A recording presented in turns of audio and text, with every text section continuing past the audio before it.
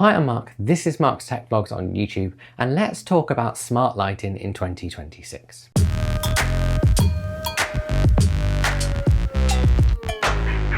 Now, this isn't going to be my usual review type of video, but I am going to mention a lot of products that I use and like throughout this video. This is actually going to be a bit more of a tour of my smart lighting setup at the moment, and what I do if I was starting from scratch. At the start of this video, I want to thank Aqara, who sent me their T1 light strip, which is also going to feature in this video. There will be a full review for that coming up on his channel soon. This isn't, however, a sponsored video.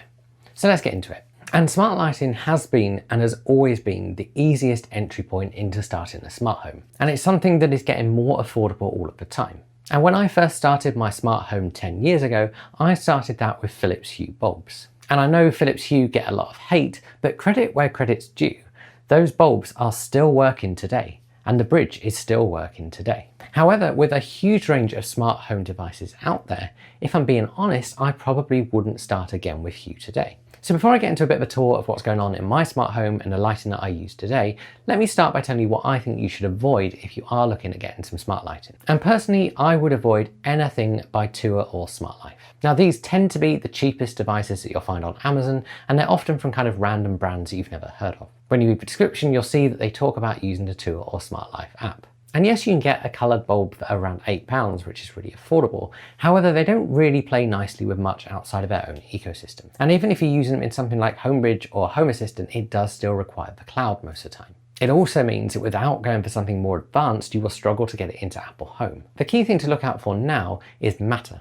And this is the shared protocol that lots of companies have agreed to get on board with. Interestingly, TUA are one of those, but I'm yet to see a Matter compatible TUA product. What it does mean is that it's really easy to mix and match different suppliers and get everything working together, especially in things like Apple Home.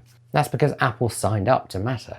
And actually, for the most part, most of my smart home devices do go straight into Apple Home. This is thanks to using HomePod minis around my house as my main hubs. And that's a good place to start off talking about lighting, because your lighting is going to need some kind of hub.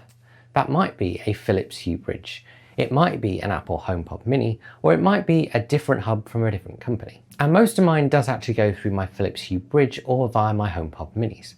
I do, however, have an Aqara M3 hub. That's because Aqara's light bulbs do need a hub. Now, the M3 is their most expensive one at £120, but it does also offer an IR relay, the ability to add over 100 devices, both Zigbee and Matter, and it can connect via Ethernet for reliability. If you are looking at starting out, however, the Aqara M100 hub is just £30. And that can work with up to 10 Matter devices and 10 Zigbee devices, which is more than enough to get you started. That's especially true even if you wanted lots of smart light bulbs, because you can change the Aqara bulbs between Matter and Zigbee mode. You can also connect third-party Matter devices into the Aqara app, although in testing this I found reliability is a little bit hit or miss depending on the manufacturer. If you take some of my Matter compatible smart shades, for example, they go into Apple Home and they go into Home Assistant with no issues at all, and are always reliable.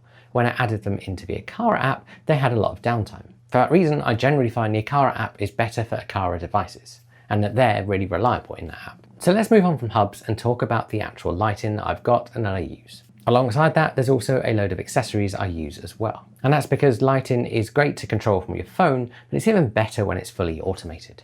And I do have a mix of lighting, so let's work around the house. So in my living room, I've got the awesome Aqara T1M ceiling light. This has a really cool ring around the outside with effects you can set up in the Aqara app, and then you can expose those effects as scenes to Apple Home and Home Assistant. This is great for working them into extra automations. The main light on this device is super bright, and actually most of the time I just use the ring light because it adds some nice ambient lighting. Then around my record player is the Aqara T1 light strip. This has some really cool colour effects built in as well, which again you can expose as scenes into Apple Home and Home Assistant. You can't expose any colour scenes that you create yourself though.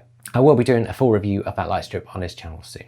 That light strip does, however, also have a music mode. That means it can react to any music going on. Next, behind the sofa are some twinkly dots. Now, I've actually had these for a few years, and they started off around my Christmas tree. These are Apple Home compatible, and the effects on the twinkly dots are really cool because you actually map those lights. That means the Twinkly app, when you first set it up in there, can learn where all the different LEDs are. The main downside of these twinkly lights is you can't expose those effects anywhere beyond their own app. Then in my dining room, which is all part of the same big room, you have a Hue filament bulb. And honestly, that bulb is probably one of the reasons I haven't completely replaced Hue devices by now, because I love the filament effect of it. Now, all of these lights are controlled by two different Aqara FP300 presence sensors. They have automations to turn them on and off with different settings depending on the time of day. They also use the built-in light sensor in the FP300 to decide if it's worth turning on light or not, because I don't want the light to come on if it's already bright enough in the room already. I've had these automations set up in Apple Home before where they worked really well, and then more recently I've moved them into Home Assistant. Moving into my kitchen, there's another Aqara FP300 presence sensor. This one controls a Govee Matter compatible ceiling light. Again, that's a light I bought about 6-7 months ago and I haven't reviewed on this channel yet, but I will soon. This ceiling light is great because it can be used in more humid places like a kitchen.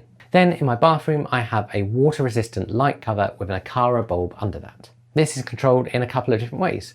Firstly, it's controlled by a Sonoff Zigbee button, but then there's also a Meros presence sensor in the room as well. And all of this gives you a great idea of where Matter is, because Matter means that you really can mix and match. So a Meros presence sensor can control an Aqara bulb, and an Aqara presence sensor can control a Govee light. Moving upstairs, in my hallway, I've got an Aqara P1 motion sensor, but also a Philips Hue motion sensor. Both of these sit in the same automation in Apple Home to turn on the hall light. I've got two motion sensors here, so I cover dead zones. Then the bedroom actually just has a regular dimmable bulb in it, and it's controlled by the Repenic Smart Dimmer, which I reviewed a few months back. We also have two bedside lights, and each of those have a Hue GU10 bulb in. Those are controlled by an Aqara mini switch. And then finally on the back of a bed is a SwitchBot light strip, which again I will review on this channel. This is Matter compatible and uses Matter over Wi-Fi. And actually the weird thing is it's the only Matter device I have any issues with going offline. So it's probably one that I wouldn't buy again. And then this room I'm stood in right now has another Meros presence sensor, and this time it controls a Hue bulb. There's also this cool YouTube LED light on my desk, which isn't smart, but it's cool and YouTube sent it to me. And then finally, our guest bedroom has an Aqara bulb, a Hue bulb in a lamp, and an Aqara H2 EU switch. And that's one of the things I really like about Aqara's smart light switches, is that they can work with Aqara's smart bulbs. And that's great because most of the time, smart bulbs don't work with smart light switches. But all of that is my smart light setup in 2026. All of it is Matter compatible and everything plays really nicely together and works really reliably. And Matter really has changed the smart home landscape. It's made more things affordable for Apple Home users, and with companies like Philips Hue bringing Matter to their existing bridges, things have just become super compatible. And probably if I was starting from scratch, I'd be looking towards Aqara products just because I think their lighting is really high quality. And they've kind of got something for every price point. So the T1M I mentioned is £150, but their bulbs are about £16 to £20. Let me know below what smart lighting you've got and perhaps any cool effects that you've got. I'm not a big user of colours, so I'd love to know how you've used colours around your home. I have got reviews for most of the products I've mentioned in this video, and so I will link the products I've mentioned and the reviews below. The product links will go to Amazon in whichever country you're in, and all of those products are available in most countries now, especially as Aqara have just launched an Ireland store. Those links are affiliate links, so if you make a purchase with one of those links, I'll get a very small cut of what you spend at no cost to yourself. That just helps me keep making videos for you guys. If you've got any questions as well about smart lighting and setups in general, let me know below and I will answer those. I always enjoy reading the comments and helping you guys out. If you've enjoyed this video, give it a like, subscribe to my channel, and I'll see you guys again soon.